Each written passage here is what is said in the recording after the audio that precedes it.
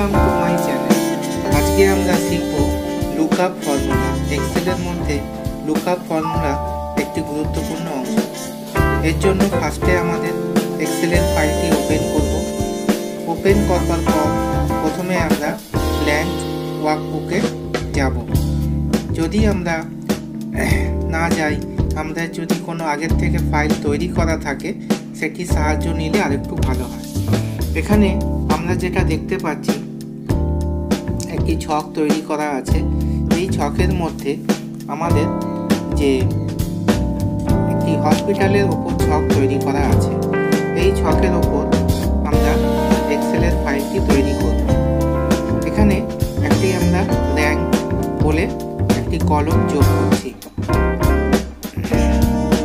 Rank কলমের মধ্যে আমরা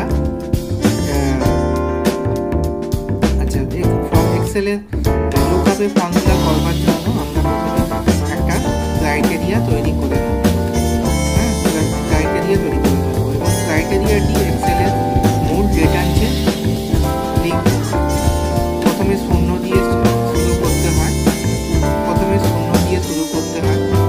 শুরু করবার পর এখানে যেটা হবে, যে ফাংশনটা হবে সেটা লিখব।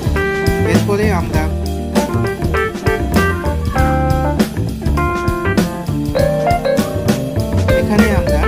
প্রথমে যেটা লিখতে হবে সেখান থেকে আমরা লিখব। এটাকে একটু মার্জ করে নিলাম, তাহলে বলতে সুবিধা হবে। এরপরে আমরা লুকআপ ফাংশনটা ব্যবহার করব। লুকআপ ফাংশনে আমরা প্রথমে লুকআপকে লিখব। এখানে তিনটি আর্গুমেন্ট আছে: লুকআপ ভ্যালু, লুকআপ আর্গুমেন্ট আর রেজাল্ট ভ্যালু। লুকআপ ভ্যালুর মধ্যে